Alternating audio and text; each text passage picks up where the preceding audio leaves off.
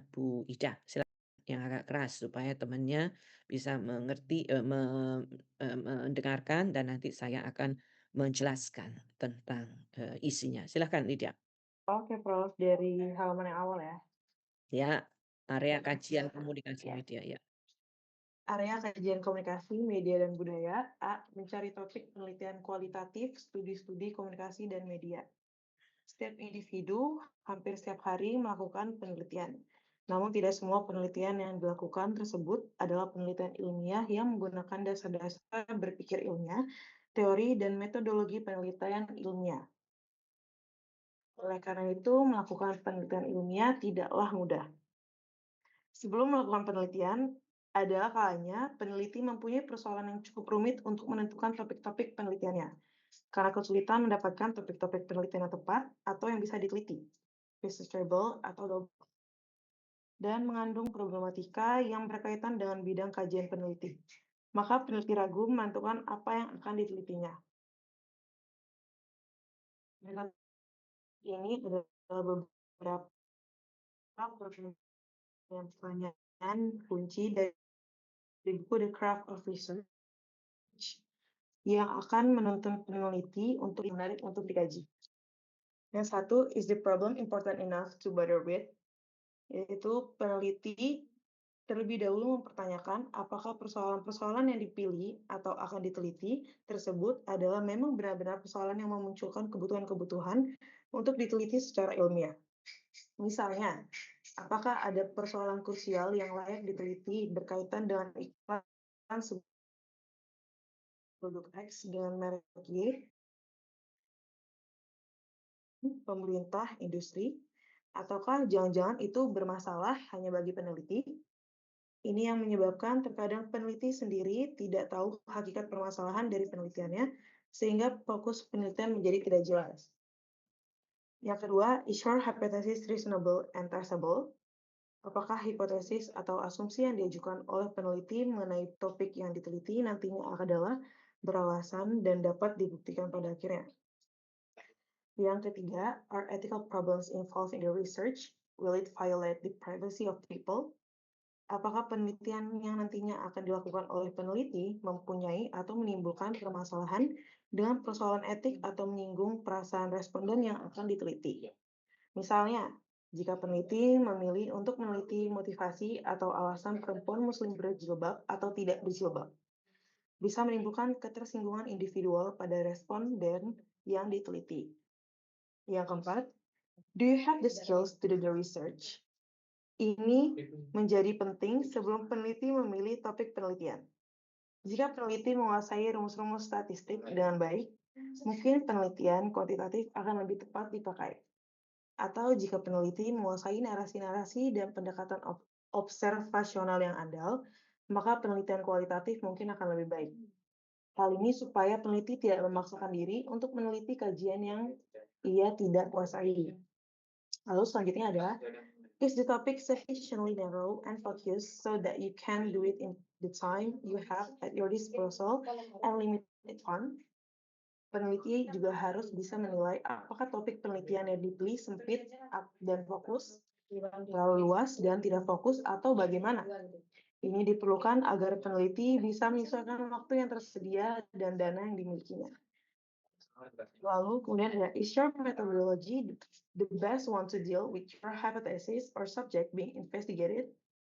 Pilihan metodologi yang dilakukan oleh peneliti harus benar-benar dikaji apakah sudah sesuai atau cocok benar dengan hipotesis atau subjek yang diteliti. Misalnya, jika penelitian yang akan dilakukan bertujuan hanya untuk menggambarkan atau mengidentifikasi tren atau kecenderungan, mungkin metode survei deskriptif kuantitatif sudah cukup mampu untuk mencapai tujuan penelitian yang telah ditentukan. Kemudian, does your college or university have resources and library support? Ini adalah hal terpenting. Seringkali peneliti ingin melakukan penelitian yang belum pernah dilakukan atau menjajal teori-teori baru. Namun sayangnya, ketersediaan sumber-sumber bacaan dan referensi yang dimiliki oleh universitasnya sangat terbatas atau bahkan tidak ada sama sekali. Terkadang pula, bahkan pembimbing belum pernah membaca referensi yang baru sehingga terjadi kesenjangan antara peneliti dan dengan pembimbing yang tidak menguasai ilmunya misalnya. Setelah peneliti mampu menjawab semua hal-hal tersebut di atas, maka barulah peneliti mengambil langkah apa saja yang bisa diteliti dan dengan yakin memilih metodologi yang akan digunakan untuk menjawab permasalahan penelitian yang dirisaukan atau dipertanyakan. Oke, terima kasih Lydia, terima kasih. Sama-sama, Nah, Prof. sudah jelas ya dari apa yang dibaca Lydia. Pertama, kalau kita memilih topik itu, untuk siapa topik itu? Penting bagi kamu, tapi nggak penting bagi saya loh. Itu ya, penting bagi kamu, tetapi nggak penting loh bagi masyarakat secara luas. Padahal di dalam penelitian anda tuh harus menjelaskan tentang signifikansi dari penelitian itu. Untuk siapa penelitian itu dilakukan, ya kan? Untuk siapa apa namanya gambar yang Anda buat itu? Untuk siapa sebenarnya Anda mencoba menganalisis konten dari iklan-iklan tersebut? Untuk siapa Anda menganalisis film-film itu? Untuk siapa? Gitu. Nah, itu yang seringkali tidak kita pahami. Padahal misalnya Anda meneliti tentang film, katakan Sore, film Sore. Film Sore itu membuat semua orang menangis yang nonton, membuat orang terngiang betapa ada orang-orang di dekat mereka yang selama ini misalnya tidak mereka perhitungkan gitu ya dan lain sebagainya. Tetapi sesudah itu so what? Ketika Anda sudah meneliti film Sore lalu gitu, hasilnya apa? Nah, itulah yang kita peneliti mahasiswa juga merasa bahwa penelitian itu hanya untuk konsumsi. Manfaat penelitian. Manfaat penelitian untuk siapa? Jangan berpikir manfaat yang praktis lah. Misalnya manfaat ini nanti akan penelitian ini akan dipergunakan oleh para filmmakers. Gak ada satupun filmmakers yang akan membaca skripsimu. Gak ada satupun filmmakers yang akan membaca penelitianmu. Jadi signifikansinya adalah dengan melihat gambaran representasi ibu misalnya atau gambaran ideologi yang ada di dalam film itu, peneliti akan mampu memberikan data analisis yang diperlukan bagi. Nah, seperti itu. Bagi apa? Bagi kita untuk memperlihatkan bahwa betapa filmmakers itu punya kepentingan, kepentingan pribadinya, kepentingan bisnisnya, kepentingan kapitalismenya, dan lain sebagainya. Di satu sisi juga, misalnya, kita perlu untuk menganalisis konten-konten yang ada di iklan tadi, atau kita menganalisis apa nama lirik lagu tadi, karena apa? Misalnya seperti itu. Karena kita ingin mencoba untuk menawarkan satu set gitu, seperangkat analisis yang bisa membantu orang bahwa lirik lagu yang kamu buat itu sesuatu yang tidak sederhana gitu ya, tapi sesuatu yang em, sesuatu yang bisa berdampak pada cara berpikir manusia, yang bisa membentuk bagaimana kemudian stereotip-stereotip tentang perempuan misalnya, atau yang membuat dramaturgi dalam masyarakat dan sebagainya. Itu kenapa kita meneliti itu gitu ya. Itu nanti kita lihat contohnya. Yang kedua, ketika kita meneliti, kira-kira penelitian itu doable atau enggak gitu. Bisa kita teliti atau enggak gitu. Anda melakukan penelitian ingin mengambil misalnya dengan etnografi. Anda mengambil suatu apa namanya K-pop army K-pop community gitu yang ada di akun X misalnya. Tetapi Anda sama sekali tidak pernah masuk ke akun X gitu. Nah, kenapa Anda nggak bisa masuk? Karena Anda harus jadi member, bayar sekian, bayar sekian, bayar sekian. Anda nggak sanggup, ya udah berarti nggak double itu, nggak bisa Anda lakukan karena keterbatasan uang yang Anda pakai. Atau misalnya Anda ingin meneliti tentang sesuatu yang jauh dari jangkauan Anda. Anda ingin meneliti tentang strategi komunikasi pemasaran Lion Air misalnya. Kamu punya, orang nggak di Lion Air? Nggak punya, ya udah lupakan. Berarti itu not doable, nggak bisa dilakukan karena kamu nggak punya orang di situ. Saya pernah juga menguji skripsi mahasiswa kita, mahasiswa komunikasi yang meneliti tentang bagaimana, apa namanya, dia melakukan evaluasi strategi CSR yang dilakukan oleh PT Ajinomoto, gitu. Saya tanya, "Kamu bisa masuk?" "Bener, bisa Prof." "Kenapa bisa masuk?" "Ya karena ibu saya kebetulan kerja." Jadi ibunya adalah menjadi kalau tidak salah sekretaris apa gitu, apa namanya, di situ, di Ajinomoto. Sehingga dia bisa masuk gitu ya, dia bisa masuk di situ. Nah, kalau dia sudah bisa masuk di, Ajinomoto, berarti dia akan lebih mudah untuk mendapatkan data. Nah, hal-hal yang seperti itulah yang, kita sebut dengan doable tadi gitu ya. Kemudian yang lainnya lagi juga misalnya Anda melakukan riset penelitian yang Anda masuk ke wilayah-wilayah yang tidak mungkin bisa Anda jangkau gitu ya, itu kita stop, kita tidak sarankan untuk Anda melakukannya. Lalu yang ketiga, nah apakah penelitian tadi itu tidak violating seseorang misalnya, itu ya tadi yang sudah dibaca. Misalnya violating seseorang itu misalnya Anda meneliti tentang bagaimana kepada mahasiswi di FISIP UNER gitu. Nah, Anda ingin mengetahui itu, tetapi lalu Anda bertanya sama mereka, "Kenapa kamu pakai jilbab?" Itu nggak boleh udah. Itu udah violating ethics. Jadi Anda sudah tidak dibolehkan untuk meneruskan penelitian itu. Karena seseorang berhijab itu banyak sekali, alasannya dan itu tidak bisa kita dapatkan. Motivasi apa kamu berhijab? Kenapa kamu berhijab? Kenapa kamu itu nggak bisa, gitu ya.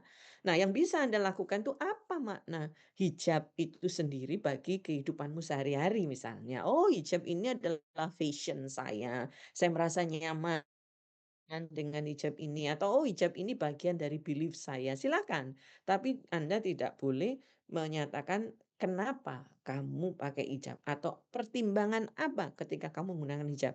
Karena yang kita cari adalah meaning, makna makna. Makna apa? Kamu pakai baju, apa namanya, pakai baju celana jeans yang robek-robek itu maknanya apa?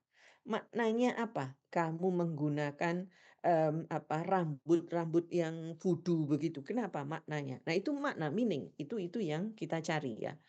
Nah berikutnya kemudian juga kita mencoba untuk melihat bahwa riset itu atau penelitian kita itu adalah sesuatu yang, apa, yang bisa kita, apa, bisa kita, buktikan nantinya.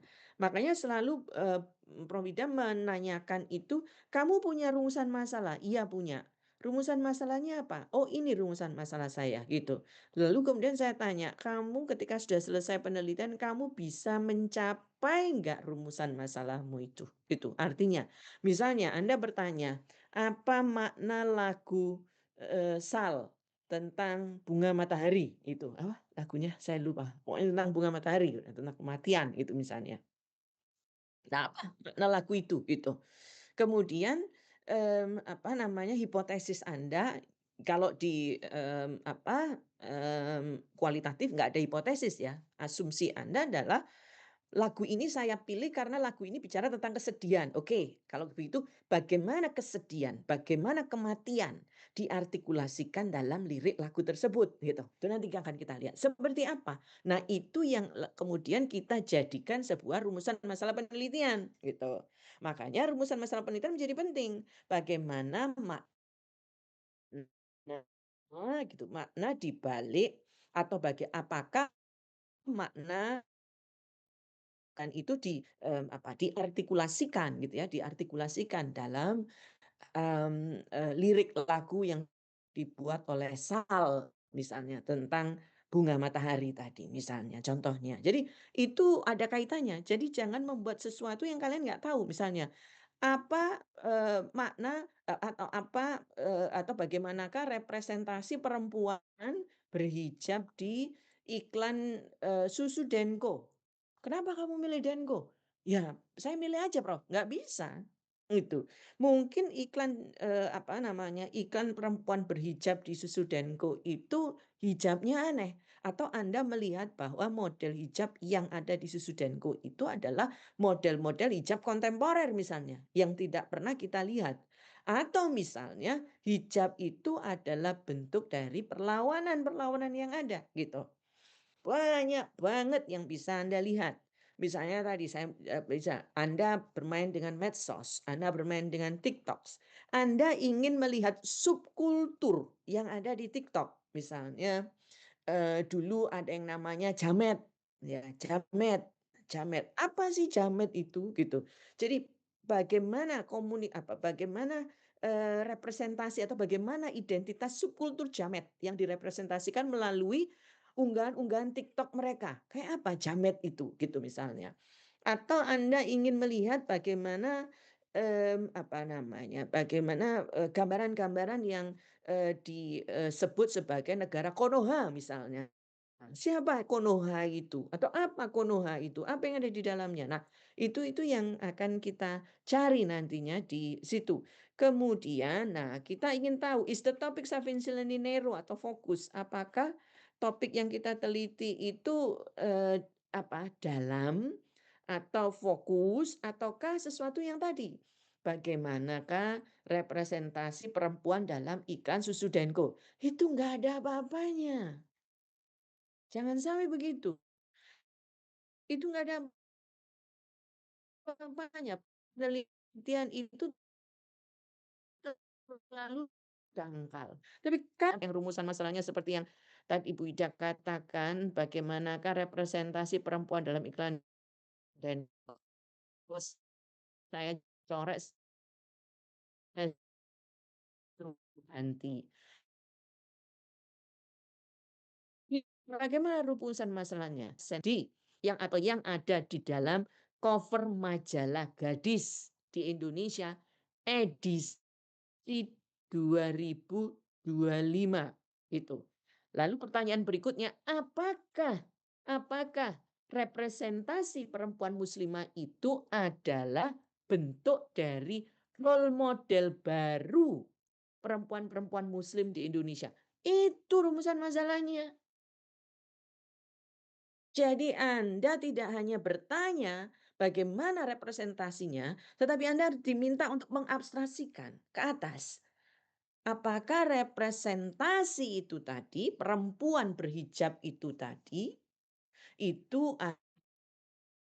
adalah contoh dari role model perempuan muslim Indonesia masa kini, hari ini, tahun 2025 ini. Nah, itu yang kemudian Anda buktikan nantinya.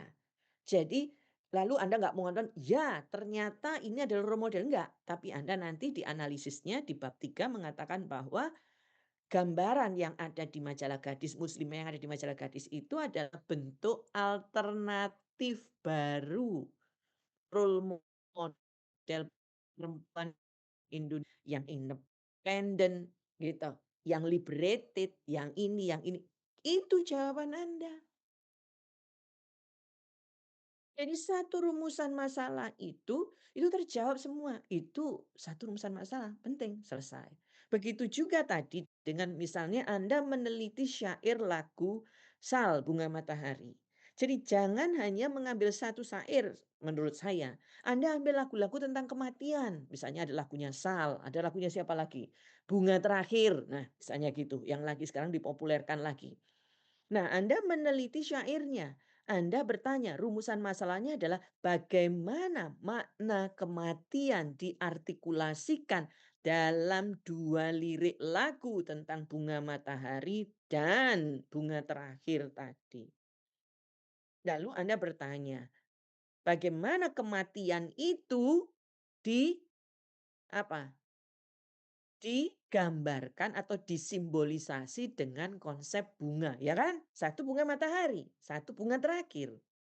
Kenapa selalu pakai bunga? Nah, itu yang nanti Anda jawab, gitu. Ya. Nah, itulah yang nanti yang akan kita lihat, kita lihat kira-kira seperti apa. Lalu yang berikutnya adalah, kalau kamu membuat sebuah penelitian, kira-kira bukunya ada enggak, gitu. Nah, itu selalu yang ada di mahasiswa, toxic masculinity. Saya tanya, "Bukunya mana?" Nggak pernah ada yang bisa menemukan. Toxic masculinity, teori tentang toxic masculinity ada nggak? Nggak ada bukunya. Kalau mahasiswa nggak bisa menemukan itu. Toxic femininity ada nggak? Nggak ada bukunya. Jadi bagaimana Anda menjelaskan tentang teori? Konsepnya, apa itu toxic masculinity? Apa itu toxic femininity? Kita nggak ngerti. Nah, kalau itu nggak ada, ya jangan diteliti, mana nggak tahu, misalnya gitu. Mungkin hasilnya Anda bisa mengatakan ini toxic femininity. Juga begitu sekarang, yang kemarin saya katakan, sandwich generations. Ada nggak bukunya? Sandwich generation. Menemukan nggak Anda teori, kalau nggak ada buku teori deh, teori tentang sandwich generations dalam popular culture, ada nggak? Karena yang Anda lihat sandwich generation itu hanya omongan, filmnya itu ya, like and share itu tentang sandwich generations," gitu. Begitu juga kemarin ada yang ujian tentang like and share, dia meneliti tentang revenge porn. Apa sih revenge porn itu? Porno pembalasan. Porno pembalasan, nggak ada di kepalanya Prof. Ida. Revenge porn, porno balas dendam. Gimana porno balas dendam? Maka Anda harus mengutip dulu teori tentang revenge porn. Kenapa orang-orang secara psikologis, karena itu ada di teorinya psikologi. Kenapa secara psikologis orang itu, individu itu melakukan revenge porn? Apa yang ada? Baru Anda lihat kenapa like and share itu revenge porn. Lalu saya bilang, "Coba saya tonton filmnya." Saya nonton filmnya ketika ujian. Saya bilang, "Like and share ini menurut saya bukan revenge porn. Tapi like and share ini menurut saya adalah seksualitas, lesbian." Loh, kok bisa? Iya, ketika dua perempuan saling bereksperimen, ya, bereksperimen tentang pleasure, sexual pleasure, itu lesbian, lesbianism. Ism itu ideologi. Nah, berarti kan salah, keliru. Kita memilih film, film Like and Share itu sebenarnya menurut penguji itu adalah film lesbianism, tapi menurut Anda itu adalah revenge porn. Nah, ini harus hati-hati betul, hati-hati betul. Jangan sampai Anda mengulang skripsi, oh amit-amit cabang bayi gitu ya. Jangan sampai gitu ya. Atau jangan sampai nggak lulus skripsinya. Jadi ikuti yang udah diterangkan oleh Prof. Ida. Jadi kalau Anda memilih film, pilihlah film itu yang tadi. Kenapa Anda memilih film ini? Karena sandwich generation. Ya katanya siapa? Katanya sosmed. Waduh, mati aku. Gak ada teorinya. Bahayanya di situ, di era sosmed ini. Jadi Anda harus betul-betul tahu sebenarnya bahwa apa namanya, revenge porn atau, tadi yang disebut itu, Anda harus jelas menunjukkan yang mana revenge porn-nya itu. Begitu juga yang pernah saya jelaskan, Anda mengambil film tentang psikoanalisis film, ambillah film-film yang menunjukkan, perempuan-perempuan yang suka membunuh misalnya, laki-laki yang suka makan daging manusia gitu. Atau apa itu ya, kalau nggak salah series baru ya, saya nggak tahu series baru itu di Paramount, X atau di, Netflix ya, saya nggak tahu. Yang ada keluarga ini setiap kali makan itu yang dimakan sesuatu yang berbeda gitu ya, yang dimakan itu hidung manusia, yang dimakan itu, kepala manusia, yang dimakan itu tubuh manusia. Itu ada film apa ini yang baru saja tayang, saya pengen nonton juga gitu. Nah, itu adalah bentuk-bentuk psikoanalisis. Orang-orang seperti Frankenstein, pembunuhan-pembunuhan yang dilakukan karena zoophobia misalnya, laki-laki itu kan kalau menurut Sigmund Freud, laki-laki itu paling cinta sama ibunya. Kenapa? Karena laki-laki itu pertama kali merasakan dekapan seksual itu dari ibunya. Ya, lahir didekap oleh ibunya. Jadi ada kenikmatan. Ya, yang dia ini. Maka dia tidak ingin ada pihak lain yang mengambil alih gitu, yang mengambil alih dekapan kehangatan ibunya tadi. Makanya kenapa lalu kemudian dalam film Psycho misalnya, si laki-laki ini membunuh seluruh pacar-pacar ibu. ibunya, tetapi ibunya pada akhirnya dia bunuh juga karena dia merasa dia adalah pemilik ibunya satu-satunya. Nah, itu zoofilia, laki-laki melakukan itu ada teorinya Sigmund Freud tentang konsep id, ego, superego. Nah, kita mainkan itu. Karena ada teorinya. Tapi kalau nggak ada teorinya, jangan mencoba mengambil. Sandwich generations itu ada teorinya nggak? Mungkin Anda melakukan pendekatannya dengan subkultur teori. Bagaimana generasi-generasi anak muda itu kan terbagi-bagi generasi anak muda itu. Ada urban apa namanya, culture, ada urban young culture, ada young urban culture gitu. Ada contemporary, ada itu subkultur. Nah, di internet kayak, dulu Prof. Ida melakukan penelitian pertama kali ada, internet gitu ya, atau ada Facebook di Indonesia rame-rame, TikTok pertama kali itu yang aduh yang, cowok itu ya, mmm mungkin Anda belum tahu ya, cowok yang kecil terus kemudian dia dapat duit banyak gitu. Nah, saya temukan Lucinta Luna misalnya, saya temukan Bowo ya namanya Bowo dan lain-lain. Itu subkultur-subkultur yang kemudian muncul di TikTok pertama kali ketika TikTok itu menjadi popular culture di Indonesia gitu. Nah, teori-teorinya itu dipakai. Ingat ketika saya menjelaskan kemarin bahwa kajian cultural studies itu adalah kajian multidisiplin. Ya, kualitatif itu multidisiplin. Jadi Anda bisa mencaplok ke sana kemari teori-teori yang ada untuk kita pakai membahas, memframing kita tentang itu. Kemudian yang terakhir tadi, apakah ada buku-buku yang tersedia tadi ataukah pembimbing Anda paham? Kalau besok dapat pembimbing yang nggak paham, tolong pembimbingnya dikasih buku, diasup gitu. Bu, Prof, ini bukunya gitu ya, mungkin bisa dibaca. Saya baca dari buku ini atau saya mengambil dari contoh penelitian ini sehingga lalu pembimbingmu, "Oh, iya iya iya, pernah ada. Oke oke, nanti begini begini." Begini." Dia bisa mengarahkan kamu gitu ya. Jadi ini contoh bagaimana kita melihat sebuah penelitian gitu ya. Nah, sebelum, dibaca terlebih dulu saya akan menunjukkan kepada Anda misalnya sekarang kita akan melihat bagaimana, yang tadi saya katakan, tentang lirik lagu ya, kita bicara tentang lirik lagu. Misalnya lirik lagu, Bunga Terakhir misalnya ya, Bunga Terakhir, kayak apa gitu ya. Nah, ini lirik lagunya. Oke, kita akan lihat sekarang bagaimana lirik lagu, tersebut. Saya belum host ya, klik host.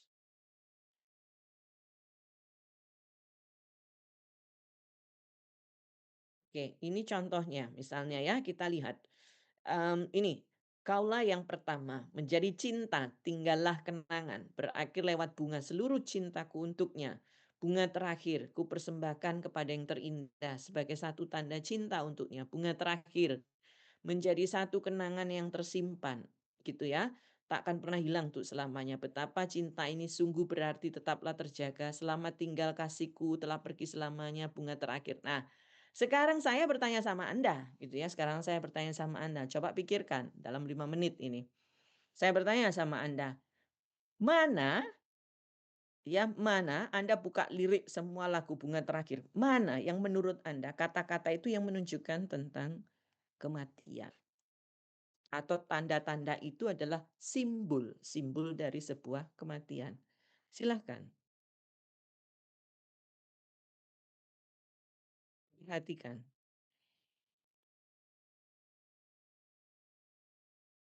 Ya, coba semuanya tolong dilihat bunga terakhir. 5 menit ya. Saya tak ini hidupin lampu.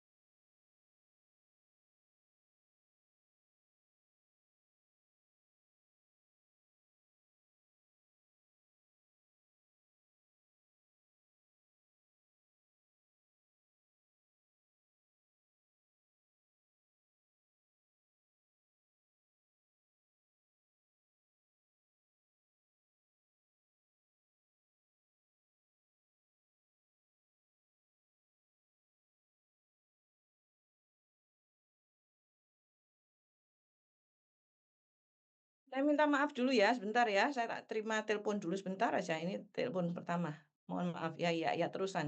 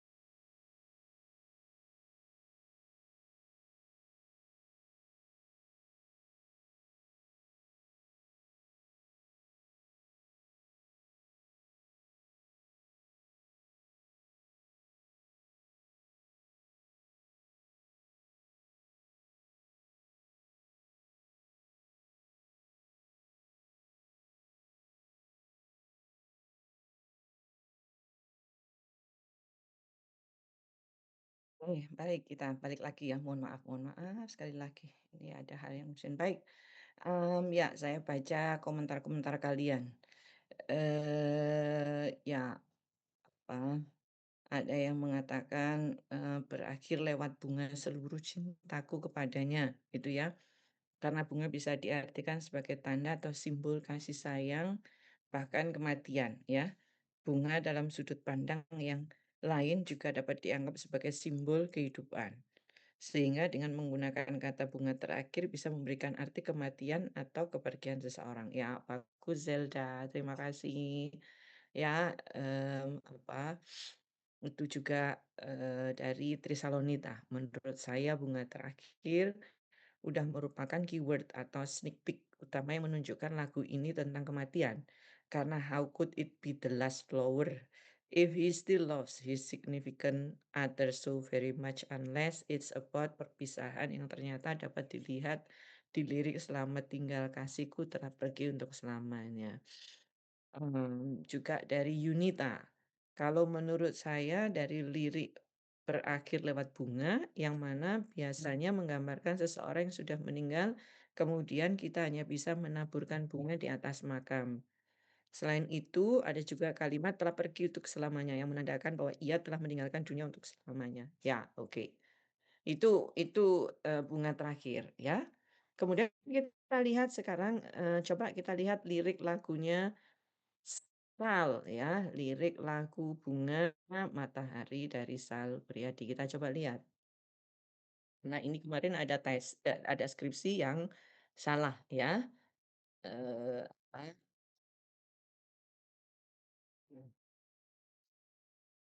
Ini sekarang. Ya, Anda supaya tahu kesalahannya di mana ya. Jadi contoh yang di sini. Lirik ini Bunga Matahari ya. Mungkinkah, mungkinkah, mungkinkah kau mampir hari ini? Bila tidak, mirip kau. Jadilah bunga matahari yang tiba-tiba mekar di taman, meski bicara dengan bahasa tumbuhan, ceritakan padaku bagaimana tempat tinggalmu yang baru. Adakah sungai-sungai itu benar-benar dilintasi dengan air susu? Juga badanmu tak sakit-sakit lagi. Kau dan orang-orang di sana muda lagi. Nah, lalu si anak ini mencoba menerjemahkan kata-kata, adakah sungai-sungai itu benar-benar dilintasi dengan air susu? Juga badanmu tak sakit-sakit lagi. Kau dan orang-orang di sana muda lagi. Lalu dia ngomong, menurut Al-Quran, surat Al-Baqarah misalnya, ayat sekian, menyatakan bahwa surga itu terdiri dari sungai-sungai yang terbuat dari air susu. Di sana tidak ada lagi orang-orang yang kelihatan tua, kelihatan muda. Kira-kira benar nggak sih analisisnya seperti itu? Iya, dia seorang muslim, maka dia bisa melihat apa namanya? Dia bisa melihat Al-Qur'an. Lah kalau yang menganalisis itu Jeff Tyes misalnya, yang non-muslim misalnya, kira-kira bisa nggak mengartikan adakah sungai-sungai itu benar-benar dilintasi dengan air susu, juga badanmu tak sakit-sakit lagi, kau dan orang-orang di sana muda lagi. Kira-kira lagu ini oke, buat yang non-muslim misalnya. Apa lagu-lagu ini artinya? Jadi bagaimana tempat tinggalmu yang baru itu dianggap sebagai surga. Ya, kira-kira seperti apa? Nah, ini cara Anda keliru menafsirkan suatu lirik dengan menggunakan kitab suci. Itu nggak boleh ya. Semua pertanyaan temukan jawaban. Hati yang gembira, sering kau tertawa. Benarkah orang bilang, ia memang suka bercanda. Siapa yang suka bercanda? Tuhanmu, malaikatmu. Itu siapa? Nah, mahasiswa komunikasi ini baru kemarin, itu skripsi, mengatakan bahwa yang suka bercanda itu adalah malaikat. Dari mana malaikat? Karena dalam Quran itu katanya malaikat itu juga ngajak kita bercanda. Wow, ya. Mungkinkah, mungkinkah, mungkinkah kau mampir hari ini? Bila tidak mirip kau, jadilah bunga matahari. Kenapa bunga matahari? Oh ya karena dia menyinari. Karena matahari itu menyinari misalnya. Yang tiba-tiba mekar di taman meski bicara dengan bahasa tumbuhan. Kan ku ceritakan padamu bagaimana hidupku tanpamu. Kangennya masih ada di setiap waktu. Kadang aku menangis bila aku perlu. Tapi aku sekarang sudah lebih lucu. Jadilah menyenangkan. seperti katamu, jalani hidup yang penuh dengan sukacita, dan percaya kau ada di hatiku selamanya. Mungkinkah kau mampir hari ini? Bila tidak mirip aku, jadilah bunga matahari. Mungkinkah. Nah, ini contoh tadi yang saya katakan bahwa mahasiswa terlalu teledor, ya. Jadi karena kehabisan cara menganalisis, maka dia mengambil Al-Quran. Itulah kenapa saya menyarankan Anda jangan ambil satu lirik lagu. Ambillah beberapa lirik lagu yang menceritakan tentang kematian. Jadi Anda punya banyak objek kajian untuk menginterpretasikan tentang konsep kematian. Konsep kematian dalam lagu Bunga Matahari itu menceritakan tentang berpisahnya seorang kekasih. Konsep kematian dalam lirik lagu. 2 atau 3 lirik lagu cukup bagi Anda. Daripada satu lirik lagu, lalu Anda kehabisan karena Anda harus membuat skripsi itu tebalnya 60 halaman sampai 70. Paling paling jelek skripsi itu sekitar 60, 65 halaman. Ada teman Anda yang membuat skripsi 100, 200, 300 gitu.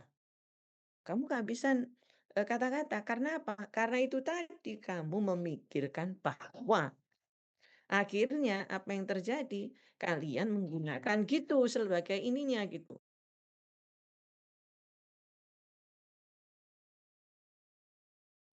Nah, itu yang saya katakan kepada, kalian betapa bahayanya misalnya menggunakan analisis yang keliru. Begitu juga kalau Anda misalnya menganalisis, jangan dianalisis lirik lagunya. Kalau dia punya video playing-nya, video musiknya, itu Anda pakai juga video musiknya untuk melihat bagaimana lirik dengan video musik. Jadi Anda punya, banyak alternatif untuk menganalisis, bukan dengan cara menggunakan Al-Quran. Itu keliru, keliru besar. Ya, keliru besar. Jadi tolong betul-betul diperhatikan hal ini. Oke. Nah, berikutnya kita lanjutkan ke apa, buku kita tadi, yang B ya, yang B. Silakan, saya ingin, di sini kira-kira Trisalonita bisa nggak? Punya bukunya nggak? Tolong dibaca yang Punya, B. Prof. Hmm, Saya izin baca ya, Prof. Bagian B, area dan topik penelitian dalam kajian komunikasi, media, dan budaya. Seperti telah dijelaskan pada bab sebelumnya, bahwa kajian budaya atau cultural studies berbicara pada 3 dimensi, yaitu live experience atau pengalaman nyata sehari-hari, text or discourse, yaitu teks media atau wacana sosial masyarakat, dan yang terakhir ada social text atau konteks sosial di mana fenomena terjadi komunikasi, media, dan budaya juga tidak terlepas dari 3 dimensi tersebut. Area atau ranah kajian media, budaya, dan berkomunikasi mempunyai banyak sudut pandang untuk memilih peristiwa-peristiwa dalam realitas keseharian. Banyak sekali cara yang bisa ditempuh oleh peneliti studi media dan budaya untuk mempermasalahkan atau menggunakan tradisi ini sebagai isu dalam penelitian sosial dan humanities. Banyak sekali hal-hal dan peristiwa di media massa dan masyarakat atau discourse yang membutuhkan pemaknaan sekaligus membawa makna tentang dan kepada masyarakat dan kehidupan sosial budayanya. Davis dan Mosdell pada tahun 2006 mencoba untuk menjelaskan beberapa topik permasalahan dalam ranah atau area ilmu komunikasi dan media yang bisa dijadikan topik penelitian antara lain beberapa contoh berikut ini selain dari Davies dan Mosdell juga dari penulis. Yang pertama ada komunikasi antar persona dan psikologi komunikasi. Pertama, bagaimana tahap perkembangan awal bahasa yang terjadi pada balita? Bagaimana kita dapat membuat metode untuk mengevaluasi cara balita berkomunikasi, mengingat balita pada tahap awal belum mengenal kata-kata? Yang kedua, apa bentuk-bentuk komunikasi yang dipakai atau digunakan oleh orang-orang yang berbeda? Dan bagaimana perbedaan ini akan berakibat terhadap persepsi mereka tentang makna. Yang ketiga, apa perbedaan yang dibuat oleh budaya, etnisitas, dan keturunan genetik terhadap perilaku-perilaku komunikasi, kreativitas, dan selera orang berkomunikasi. Yang kedua, ada media. Pertama, apa sajakah faktor-faktor yang menentukan produksi industrial dan distribusi produk-produk komersial media? Yang kedua, apa sajakah bentuk-bentuk dukungan publik terhadap media publik? Yang ketiga, bagaimanakah institusi-institusi media berubah seiring dengan perubahan rezim? Yang keempat, bagaimana hubungan antara seni, budaya, media, dan pemerintah? Yang kelima, bagaimana penonton yang berbeda menilai produk-produk media atau program acara ketika mereka memilih untuk menonton? Apakah mereka menggunakan nilai-nilai ekonomi, politikal, budaya, atau moral? Yang keenam, apakah kita pelajari dari image atau gambar-gambar dan teks yang ada di media? Apakah kita banyak belajar dari image atau gambar atau dari teks media? Yang ketiga, perikanan dan perilaku konsumen. Yang pertama, apa yang membuat konsumen ingin membeli barang atau tidak membeli barang? Yang kedua, bagaimana mengevaluasi, membandingkan, dan memprediksi selera konsumen atau orang ketika membeli sesuatu atau barang? Yang ketiga, bagaimana orang atau konsumen yang berbeda menilai produk-produk komersial media? Apakah mereka menggunakan nilai-nilai ekonomi, politik, budaya, atau moral terhadap produk-produk komersial media? Yang ke Yang keempat, media teknologi dan masyarakat dan sosiologi media.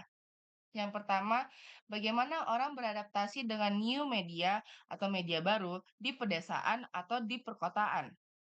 Yang kedua, bagaimana orang bersikap dan berperilaku terhadap kehadiran mobile teknologi di kawasan remote atau terpencil. Dan dari mana new media datang pada masyarakat terpencil tersebut. Yang ketiga, bagaimana orang belajar dengan kedatangan new media dalam kehidupan mereka. Yang kelima, komunikasi politik dan pers. Yang satu, apakah pers kita bias terhadap politisi atau tidak? Apa sajakah bentuk-bentuk bias jurnalisme yang dilakukan pers kita terhadap politisi? Yang kedua, bagaimana kita membedakan antara propaganda dan kebenaran dalam pers kita? Ketiga, bagaimana pers kita membedakan antara liputan kriminalitas, hukum, dan politik? Dan apa definisi kriminalitas menurut pers itu sendiri? Yang keenam, film dan televisi. Yang pertama, apakah menonton tayangan film kekerasan di televisi membuat anak-anak bertindak agresif? Apakah sebenarnya kekerasan atau violent itu sendiri? Yang kedua, bagaimanakah produser film melakukan negosiasi dengan isu-isu kontroversial seperti komunisme di Indonesia?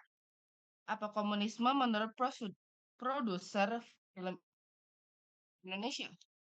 Pertanyaan-pertanyaan atau topik-topik penelitian yang diangkat oleh peneliti seperti di atas bisa dijawab dengan pendekatan sosiologi, psikologi, antropologi, dan politik. Artinya, tidak menutup kemungkinan pada penelitian dalam ranah media, budaya, dan komunikasi ini menggunakan cross-discipline sebagai pendekatannya. Hal ini mengingat bahwa studi media dan komunikasi tidak merupakan ilmu yang berdiri sendiri, merupakan berada dalam area-area yang bersentuhan dengan ranah ilmu-ilmu sosial dan humaniora. Hal yang juga perlu diperhatikan sebagai multidisipliner, maka studi komunikasi dan media tidak memiliki grand theory, sehingga grand theory yang digunakan adalah yang dipakai dalam tradisi ilmu-ilmu sosial seperti sosiologi, antropologi, politik, ekonomi, dan psikologi. Seperti yang dikatakan oleh Anne Gray pada tahun 2006, bahwa kajian budaya bersifat interdisipliner dan area terbuka yang berada dalam pengembangan konstan dan dalam koridor institusi akademik yang akan memberikan kompleksitas tergantung pada konteks penelitian. Cultural studies is an interdisciplinary and open field of inquiry which is in constant development and in its institutional form in the academy will take on different complexions depending on that context. David Ya, dan selesai. Silakan. Terima sudah. kasih, Susanonita, Terima kasih, udah Prof. bantuin Yuda. saya. Ya, oke. Nah, udah jelas semuanya. Jadi setiap area of study itu punya model-model banyak rumusan masalah. Jadi kelompok nanti, Anda nanti mau mengambil apa, gitu. Lalu kemudian kembangkan itu menjadi rumusan-rumusan masalah yang menurut Anda itu bermasalah. Jadi bukan rumusan masalahnya adalah bagaimana representasi perempuan. Gitu yang paling saya jengkel di iklan susu Denko, selesai. Tapi coba Anda memikirkan hal yang lain. Misalnya, kita ingin melihat bagaimana misalnya antara iklan advertising dan consumer culture dan budaya konsumen misalnya. Kita tahu bahwa konsep budaya konsumen yang sudah pernah ikut mata kuliah ini ya, budaya konsumen itu adanya kita melihat bagaimana budaya konsumen itu kita melihat bagaimana konsumsi itu adalah simbolik gitu ya, simbolik behavior. Jadi perilaku-perilaku simbolik. Jadi Anda membeli kerudung, misalnya kayak saya ya, misalnya Anda yang berhijab, Anda beli kerudung itu dimanapun banyak kerudung. Nah, menjadi sesuatu yang berbeda kalau kerudung Anda itu ada lambangnya B, ya, B yang gede itu ya. Kalau Anda mungkin yang yang muda-muda ini nggak pernah mau pakai B gitu ya, tapi ibu-ibumu, tante-tantemu gitu ya. Coba kamu lihat mamamu gitu, pakai B, lambang B, taruh di mana-mana. Karena brosnya B itu aja, itu harganya sudah sekitar 600.000, 800, 1 juta bros B itu tadi. Nah, menjadi berbeda hijab yang saya pakai dengan hijab yang dipakai oleh mamamu misalnya. Mamamu menggunakan karena di belakangnya itu ada B-nya, hijabnya mamamu itu paling murah harganya 475.000, paling murah itu gitu. Bisa juga 1.500.000 dan sebagainya. Sementara hijab yang saya pakai, hijab yang kalau beli 10 gitu ya, atau beli 1 lusin itu harganya lebih murah gitu, karena nggak ada mereknya. Tetapi lihat fungsinya. Apa yang saya kenakan? Saya mengenakan hijab yang tidak ada mereknya tadi, itu untuk menutupi aurat saya gitu. Tetapi ibu-ibu yang lain membeli hijab itu sebagai bagian dari show off. Posisi mereka contesting. Nah, itu yang disebut contesting. Contesting posisi mereka sebagai middle upper class atau sebagai middle class di dalam masyarakat. Maka merek itu menjadi penting. Maka kain hijab ini tidak hanya berfungsi menutup aurat tadi, tetapi lebih dari itu untuk showcasing. Showcasing kedudukan kita, showcasing tempat kita. Anda yang punya handphone mereknya Xiaomi, ya mereknya apalagi Asio gitu ya. Nggak mau nunjukin ke teman-temannya. Tapi kalau handphone Anda iPhone 16 Pro atau yang mau keluar baru, iPhone 17 Pro, iPhone 17R, gitu ya. Kita penasaran ya, iPhone 17R itu kayak apa gitu kan. Anda iPad Air, berarti ada iPhone 17R. Beda gaya cara Anda berjalan. Nah, itu consumer culture. Nah, sekarang Anda ingin melihat bagaimana the culture of consumption yang dilakukan oleh masyarakat. Caranya, dilihat iklan. Kita melihat iklan. Apa yang dikonstruk oleh si pembuat iklan tadi dengan masyarakat kita? Ini mari kita lihat salah satu contohnya ya. Kita akan lihat contohnya adalah misalnya kita lihat dari apa namanya sebentar. Kita akan lihat dari contoh iklan Coca-Cola misalnya ya. Kita lihat dari contoh iklan Coca-Cola. Semua mungkin tahu. Nah, iklan Coca-Cola ini kita ambil iklan Coca-Cola yang versi Ramadan saja, ya. Kita lihat, rasakan apa ini? Keajaiban Ramadan saat makan bersama. Ini iklan ini bagaimana ngomongnya? Rasakan kenikmatan Ramadan pada saat kita makan bersama. Kenapa kok makan? Coca-Cola menjadi bagian.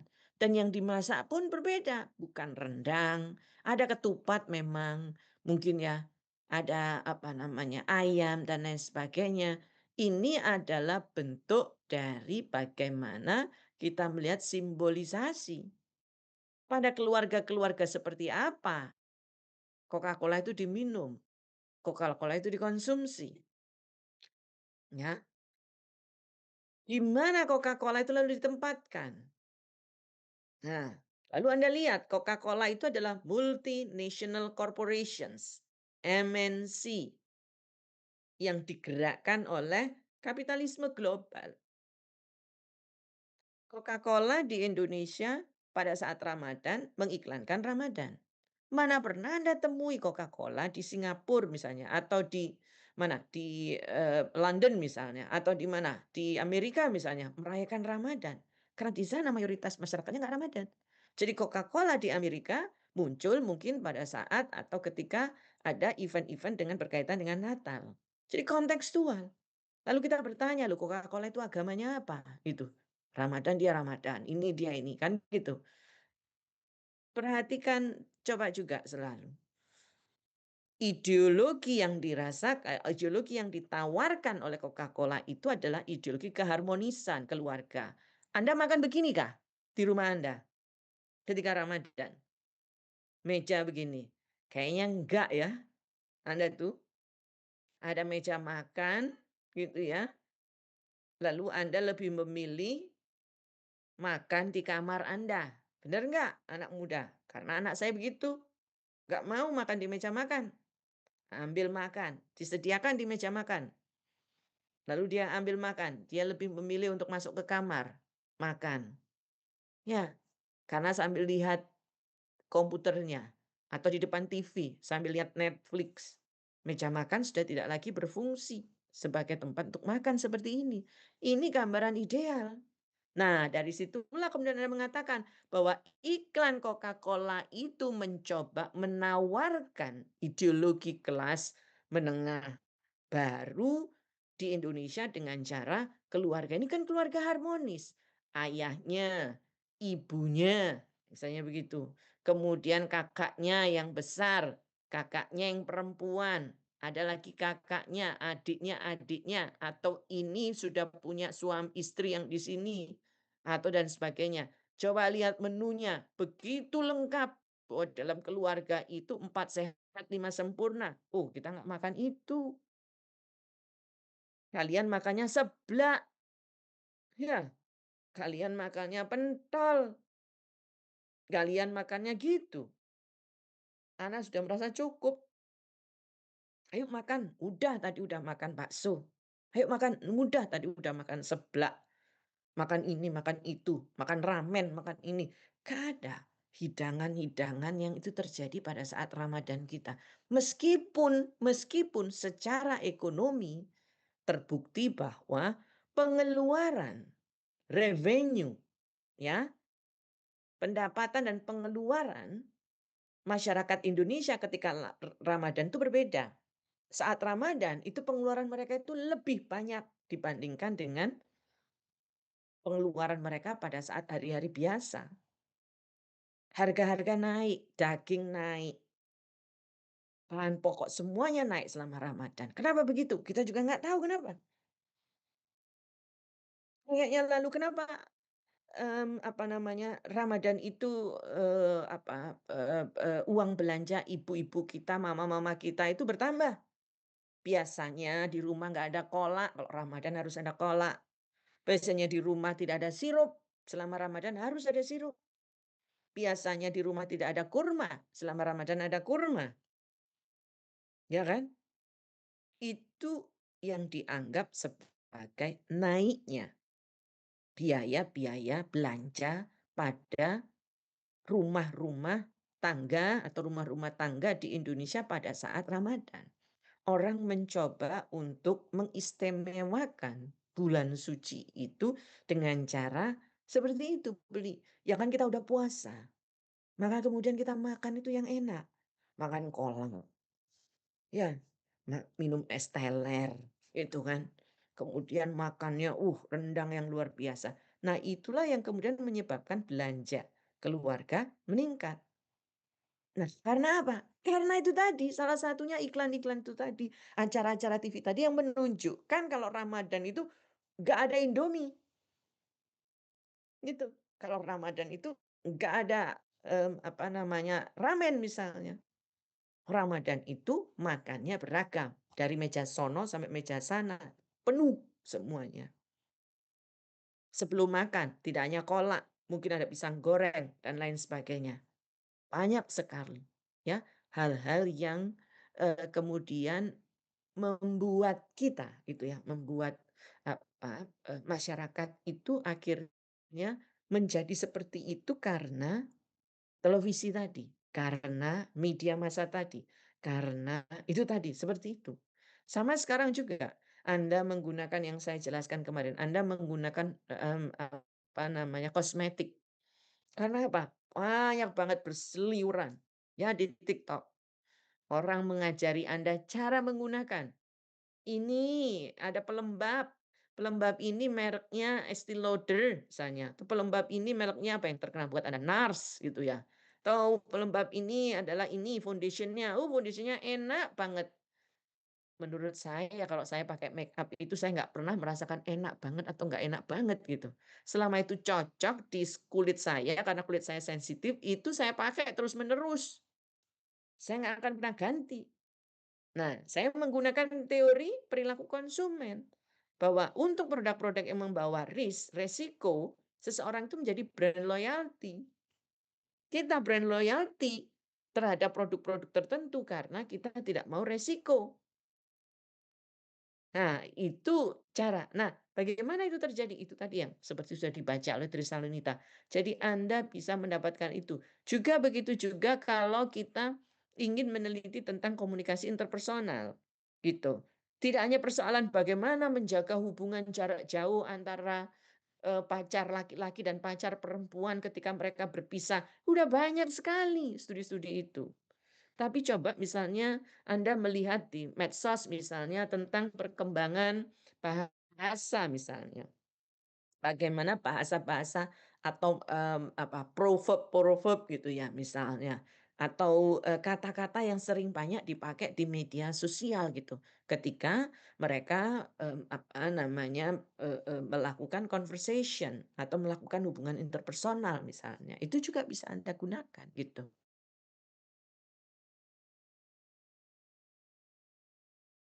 Komunikasi politik, pers dan sebagainya, banyak sekali contoh-contoh yang seperti itu, yang Anda bisa lihat bagaimana, pola-pola yang terjadi di media massa atau gambar-gambar yang ada di, media sosial itu sudah memberikan kepada kita cara yang sebenarnya stereotip gitu. Yang sebenarnya nggak ada itu semua gitu. Yang itu adalah idealisasi. Mana ada Jakarta nggak macet kalau Anda nonton sinetron. Tapi di sinetron itu Jakarta kayaknya lengang banget, enak banget gitu ya. Mana ada Jakarta tidak ada jalanan yang becek. Tapi di sinetron jalanan Jakarta itu bagus, kelihatan. Kerja kamera itu yang dipakai. Bagaimana kamera itu sudah menipu mata kita. Itulah yang kemudian yang kita sebut sebagai rezim tadi. Ya, bagaimana kemudian perkembangan tadi, musik-musik, genre-genre musik baru misalnya, skena misalnya. Skena tahun 2000-an misalnya, tahun 2001, 2025, 2010 misalnya, dengan skena 2025 yang sedang Anda teliti, tentu aja akan berbeda.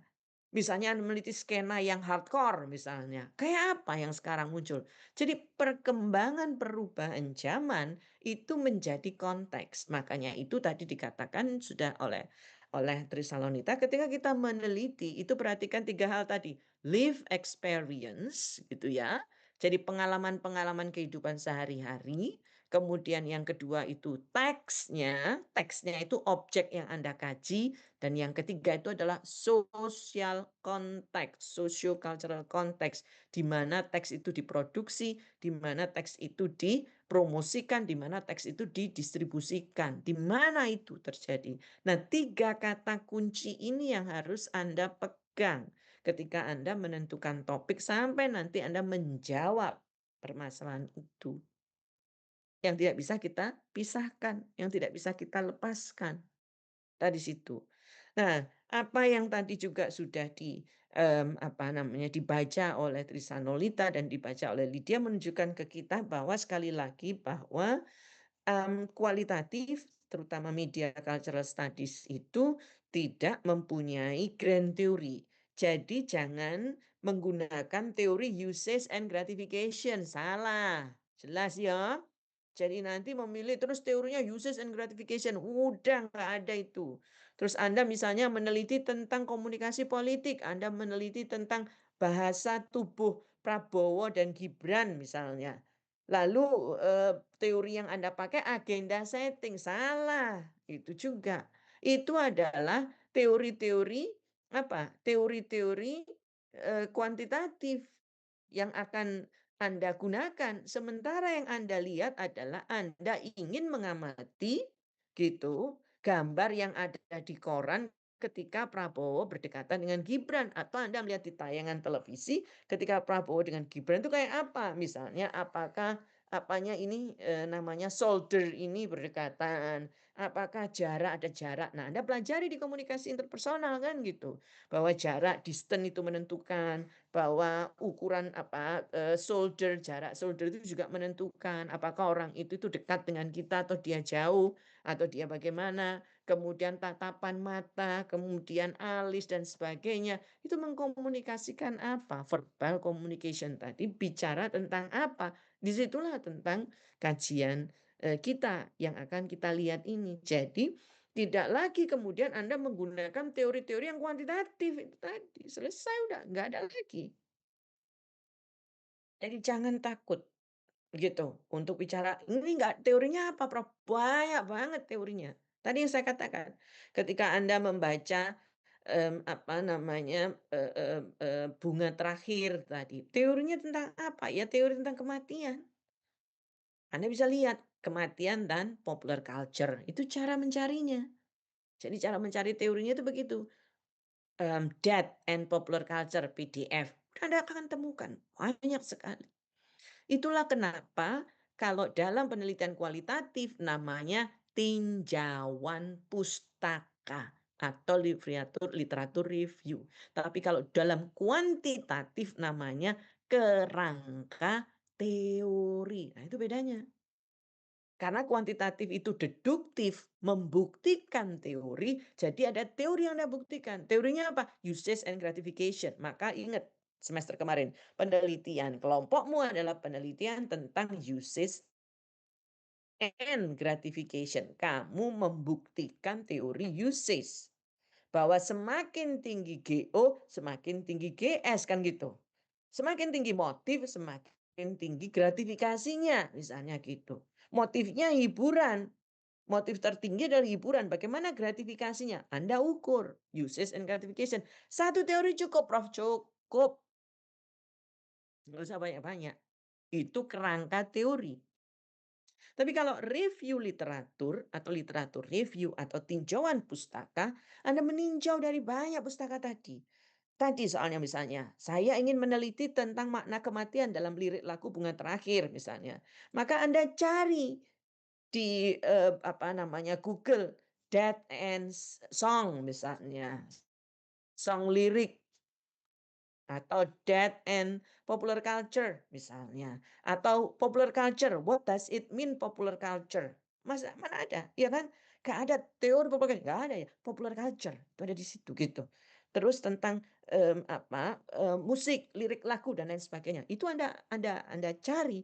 Jadi banyak pustakanya atau konsep-konsep yang Anda jelaskan tuh banyak. Itu perbedaannya antara kuantitatif dan kualitatif. Nah, di kuantitatif selain ada kerangka teori, ada yang disebut dengan kerangka konsep. Jadi setiap konsep harus Anda jelaskan. Misalnya hubungan antara atau pengaruh antara minat menonton dengan gratifikasi terhadap hiburan. Maka Anda harus menjelaskan tentang minat menonton. Anda jelaskan penonton. Anda jelaskan gratifikasi. Anda jelaskan gratification obtain itu apa. Konsepnya ada karena Anda harus menurunkan konsep itu ke dalam variabel. Masih ingat ya? Semuanya ya? Masih ingat itu? Nah, kalau di kualitatif nggak ada konsep yang disebut dengan bunga matahari adalah nggak ada. Itu. Kematian adalah nggak ada. Itu bukan konsep. Kita nggak bicara konsep.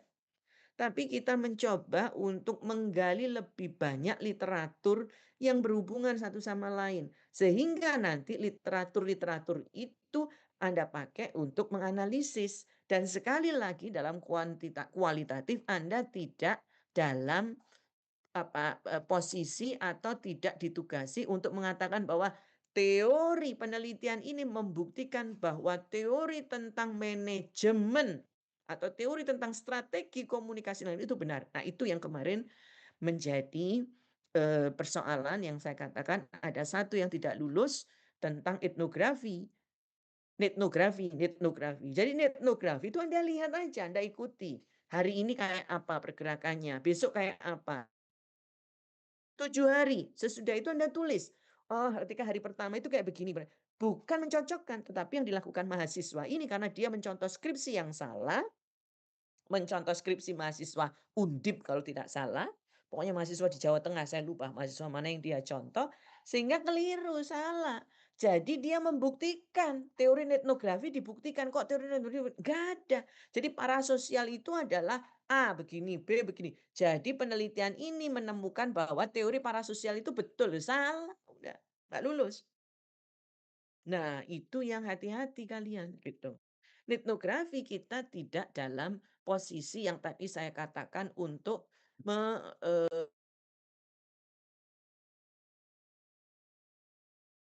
ini internet saya nggak stabil ya kayaknya ya, putus-putus ya.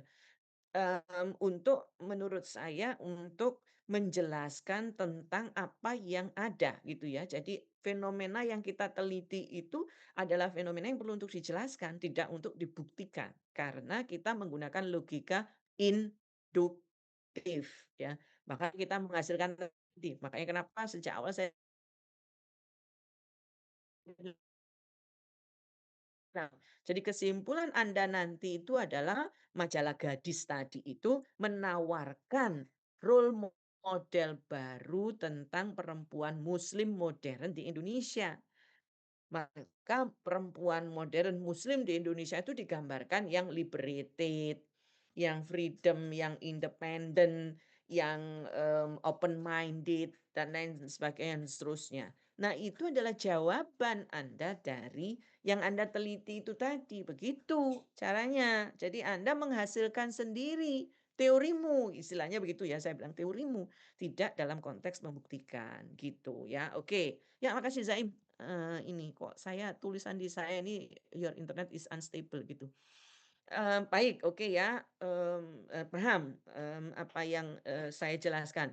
Jadi misalnya ya, kita akan, melihat misalnya sebuah tayangan. Sebentar, saya carikan tayangan yang ini juga banyak, diinikan oleh teman-teman. Misalnya, kita buat video klip gitu ya, video klip, ini terakhir aja kita. Video klip, Mangu, oke, ya. Kita lihat video klipnya Mangu.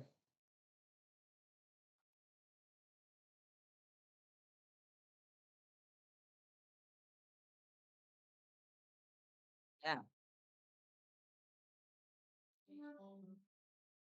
Perhatikan detailnya, perhatikan rumahnya, perhatikan warna gelapnya, ya, darkness-nya, lalu sepeda motornya, helmnya, ya, baju yang digunakan oleh perempuan, warna baju yang dilakukan oleh, laki-laki, yang dikenakan laki-laki, kemudian kedatangan anak-anaknya. Suatu malam Adam bercerita. Siapa Adam ini? Nabi Adam kah? Manusia pertama, gitu kan? Adam ya, Hawanya tak lagi di jalur yang sama. Hawa berarti perempuannya, Hawa. Hawa itu perempuan. Nah, Anda lihat. Kemudian Anda lihat bagaimana kursi ditata, perabotan. Nah, sekarang berubah warnanya misalnya. Anda lihat juga yang ada di dinding tembok ini. Perhatikan seluruhnya, seluruh detail ini harus Anda perhatikan. Jadi nggak bilang, hmm,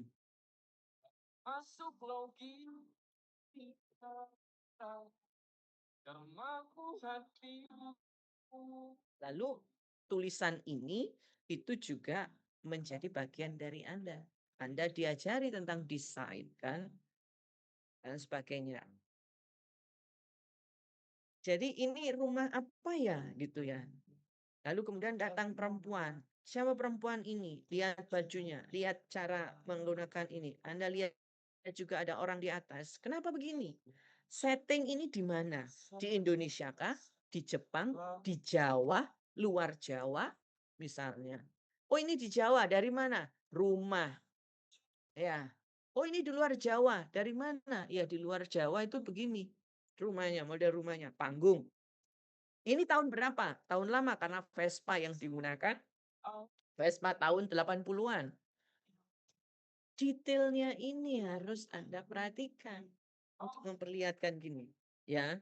Jadi ini apa namanya? Saya stop kegilaan kita. Nanti kita dituduh gila lagi ya. Ini contoh bagaimana nanti Anda menganalisis. Jadi ketika Anda memilih objek, perhatikan betul bahwa objek itu membantu Anda ketika Anda menganalisis. Jangan memilih objek yang Anda habis kata-kata Anda atau yang mengubur, menggali lubang kubur Anda sendiri. Itu kuncinya di situ. Ya, baik. Silakan jika ada pertanyaan dari Anda. Monggo. Kalau ada yang tidak jelas.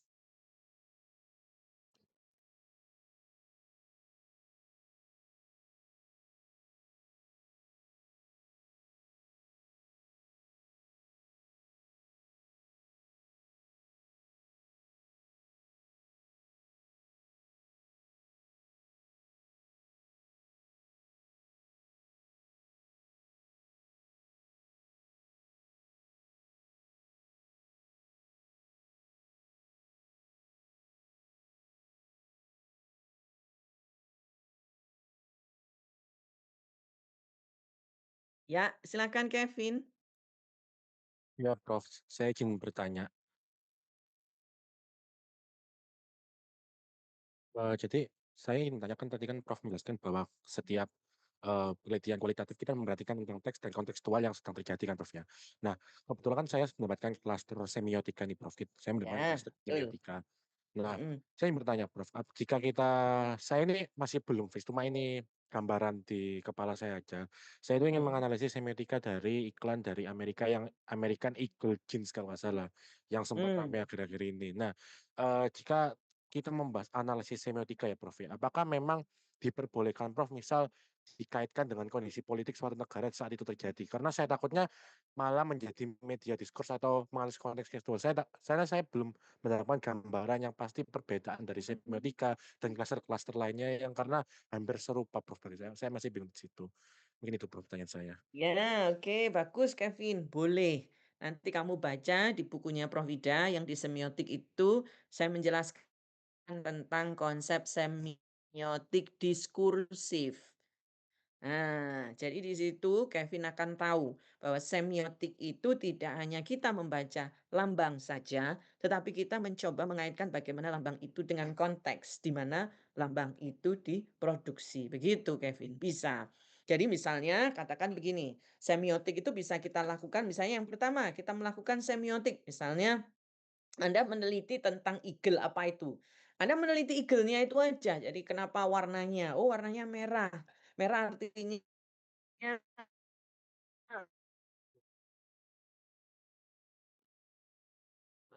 berani. Kenapa hitam? Hitam itu artinya kematian. Kenapa ini? Itu artinya begitu gitu gitu gitu gitu kan ya, banyak. Itu bisa Anda lakukan. Tapi bisa juga, model yang kedua yang saya sebut di bukunya Bu Ida itu tentang semiotik diskursif. Jadi Anda mencoba untuk mengangkat kembali begitu ya, mengangkat apa namanya, isu semiotik itu tadi ke isu yang lebih, besar lagi. Misalnya tadi rezim yang berkuasa, socio cultural apa yang ada, political, konteks yang ada saat itu dan sebagainya gitu. Nah itu yang, menurut saya nanti bisa menjadi, apa namanya, sosio konteks yang mau kamu gunakan, boleh. Lah, diskurs bagaimana? Diskurs itu lebih besar lagi dari itu gitu, Kevin. Jadi diskurs itu tidak akan secara detail menggambarkan, oh warnanya merah artinya berani, warna putih artinya suci. Tidak begitu. Diskurs itu langsung melihat bahwa gambaran misalnya One Piece gitu. Ya, One Piece itu bagaimana One Piece itu? Oh ya, One Piece itu karena One Piece itu the straw head pirates itu adalah pirate. Pirates itu apa sih? Perampok, perompak, ya kan gitu ya Kevin ya. Jadi Straw Hat Pirates itu adalah bentuk dari wujud dari seorang perompak. Kalau itu dipakai oleh wakil presiden gimana? Wakil presiden kita kok mewakili perompak itu ya. Luffy misalnya begitu. Contohnya misalnya. Sekarang semuanya pakai Luffy gitu ya. Bu Sri Mulyani juga pakai Luffy gitu ya karena dianggap itu lucu misalnya contohnya. Nah, itu diskurs, Kevin. Jadi diskurs tidak melihat detail, walaupun diskurs juga nanti memperhatikan misalnya belum lagi backdrop belakang yang berwarna merah, berwarna hitam misalnya, itu menggambarkan kegelapan, darkness misalnya gitu ya. Nah itu seperti apa? Tapi tidak begitu lebih detail dibandingkan dengan semiotik itu, Kevin, gitu. Jadi kalau diskurs itu gambar itu tidak secara detail dibaca, tapi kamu sebagai semiotik baca dulu baru kemudian analisismu itu bisa kamu extend menjadi diskursif tadi. Diskurs tadi. Jadi semiotik diskursif namanya gitu. Oh, diskurs beda banget gitu. Nggak ada Berarti lagi detail-detail itu. Berarti Prof misal tadi saya mengambil contoh misal tadi Prof pakai One Piece kalau saya ambil Mm-mm, semiotika diskursif itu berarti saya dalam tanda kutip mendeskripsikan dulu warnanya hitam ya. lalu kenapa tulangnya ada dua ke tengkorak gitu ya Mm. Prof ya baru Iya. dikaitkan dengan konteks konteks politik atau sosial begitu ya Prof ya. Ya, gitu. Jadi Oke. strong head-nya, kenapa tulisan One Piece-nya itu hurufnya kapital, misalnya gitu.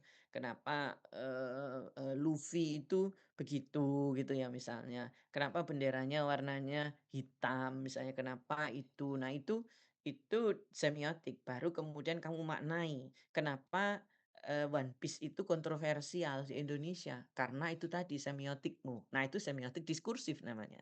Tapi kalau discourse saya tidak begitu terlalu detail. Bagi saya, discourse itu adalah ketika One Piece itu dipasang di mana-mana, terjadi kontroversi. Kenapa kontroversi? Karena One Piece itu adalah produksi Jepang, misalnya begitu. Anime Jepang, itu misalnya. Sementara anime itu kalau di Jepang adalah bentuk dari nation gitu, representasi dari bangsa misalnya. Nah, kayak gitu-gitu. Udah nggak lagi melihat, oh straw-nya miring, oh One Piece-nya itu huruf huruf besar kapital, oh warnanya itu hitam, oh ininya hidungnya mancung, oh tengkoraknya 2, nggak ada gitu loh Kevin. Udah langsung bagaimana One Piece itu dibaca sono, dibaca situ, dibaca sini, dibaca sini, dibaca sini. Nah, sehingga kamu mencoba mendiskusikan itu menghasilkan diskurs. Misalnya diskurs pemerintah tentang One Piece kayak apa, dan gitu.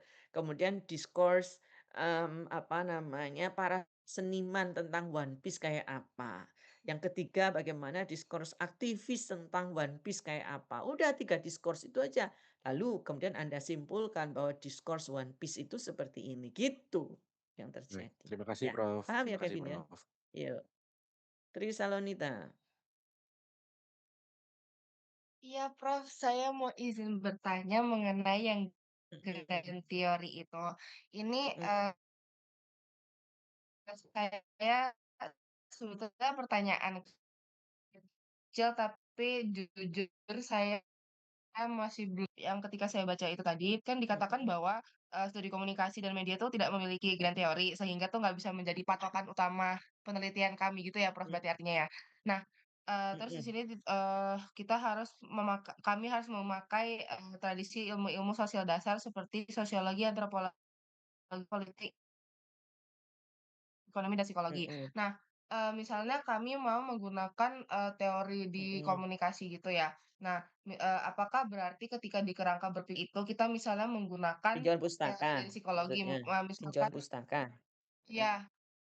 Iya, heeh. Misalnya, kayak paling atas tuh kami menggunakan teori psikologi, misalnya teori humanistik, yang berarti mhm, manusia itu, berkembang untuk tumbuh, mhm, tumbuh dan berkembang.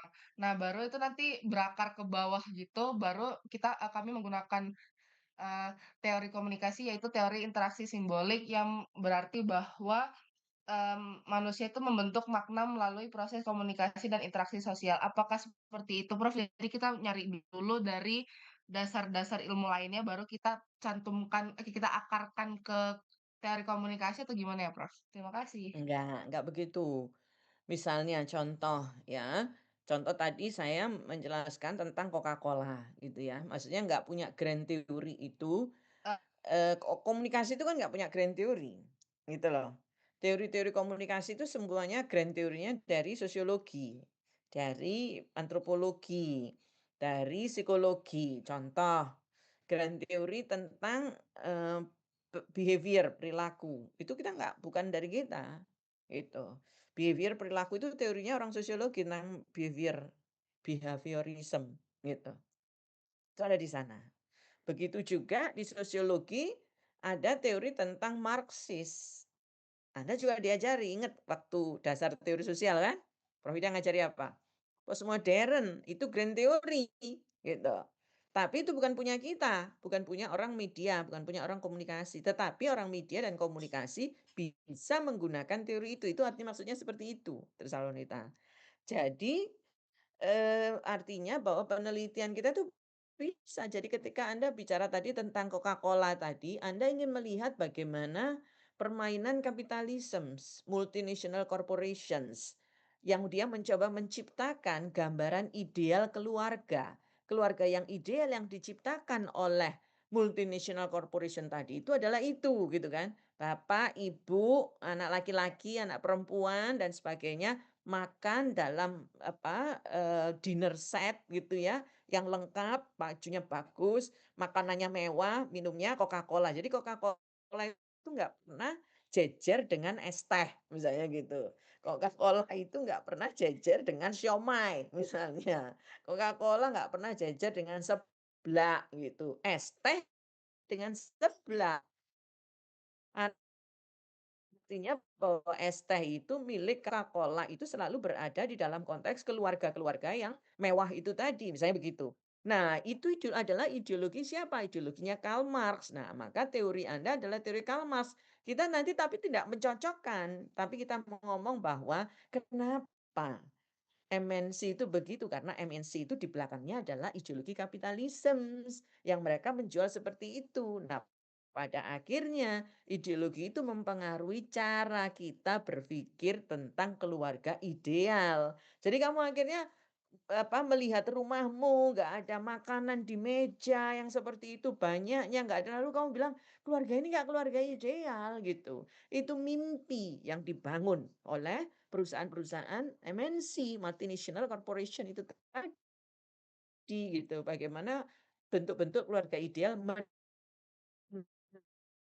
menurut kita keluarga kita ideal, enak-enak aja tuh, kita keluar makan di luar gitu ya, bapak ibu suka gini di meja makan nggak ada makanan yang begitu, tapi kita harmonis, kita ideal, berarti kita bukan keluarga ideal seperti Coca-Cola. Nah, misalnya begitu. Jadi dalam penelitian kualitatif itu kita mencoba mengkritisi, mereview gitu ya. Jadi kita ini selalu harus kritis terhadap social construction, konstruksi-konstruksi sosial yang dibuat oleh berbagai macam pihak, seperti tadi juga misalnya, gitu ya, dalam film film apa tadi, Gila tadi. Gila namanya, apa, Maung tadi ya, Gila gitu. Gila gitu kan, gini gini gini. Kenapa kok pakai kata gila gitu? Dua orang berbeda agama kan, Adam dan Hawa. Hawanya nggak tahu beragama apa, saya nggak ngerti ya, video musik itu gini. Tapi kenapa katanya gila? Kenapa ada bahasa gila ketika dua orang berbeda? Why? Is that not normal? Nah, menjadi tidak normal. Siapa yang menyebabkan tidak normal orang berbeda itu? Ya film-film itu tadi, ya video-video musik tadi. Nah, kita melihat kemudian ideologi apa yang dominan ketika membuat itu, ya ideologi misalnya tentang, ideologi, agama tadi, atau ideologi tentang apa namanya, kaum-kaum baru hijrah misalnya dan sebagainya. Ideologi-ideologi Wahabisme itu misalnya dan sebagainya.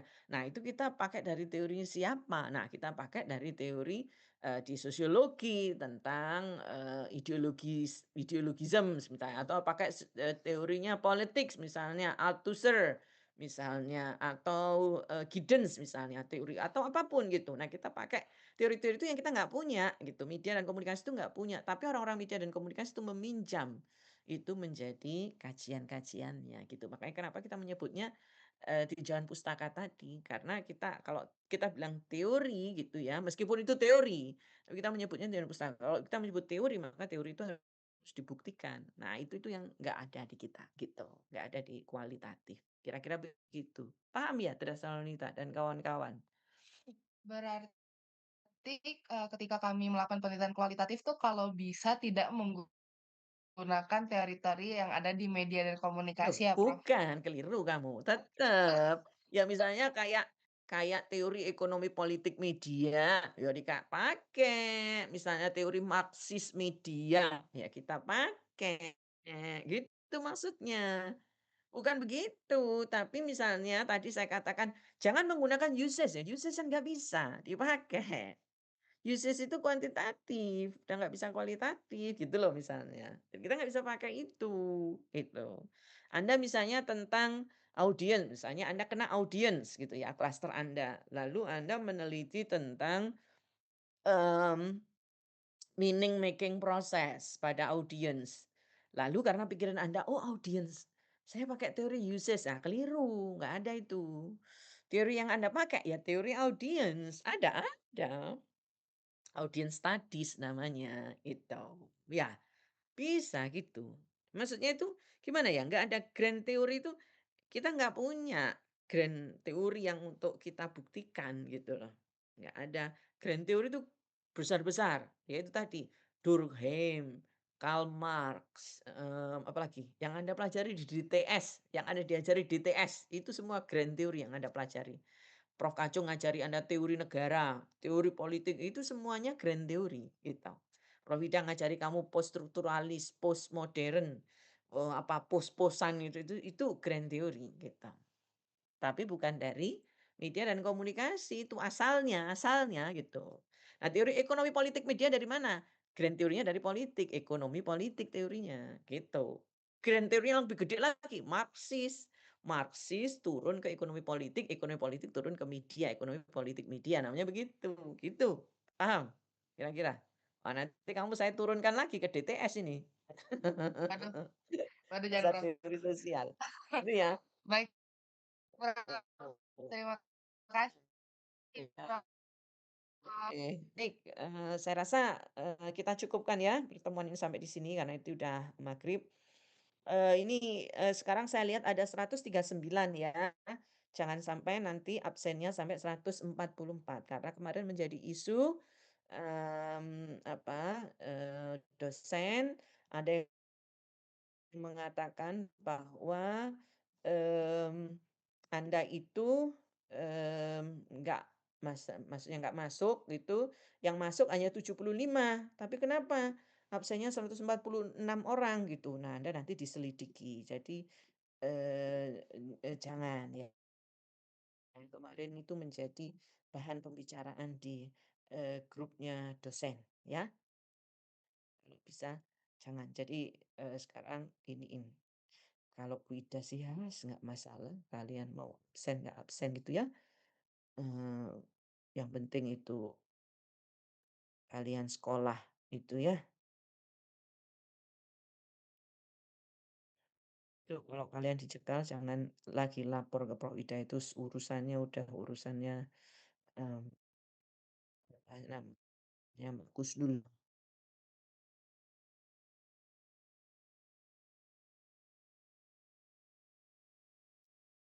Bentar ya,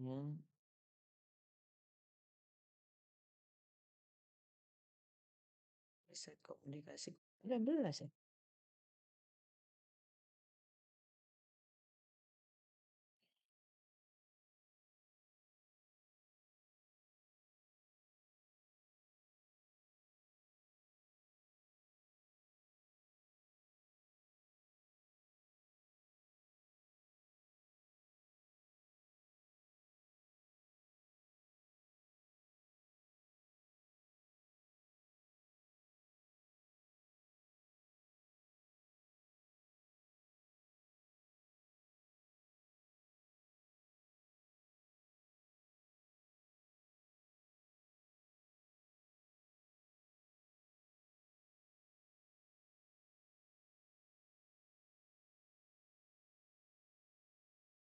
Ya, mari kita absen.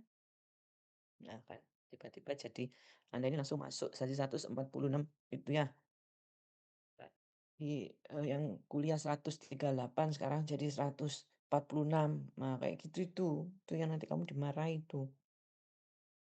Nanti nggak dapat ilmunya, pas waktu ujian lisan, kamu nggak ngerti.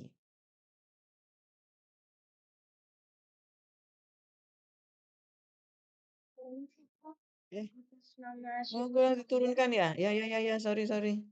Sebentar, saya pindah. Dah.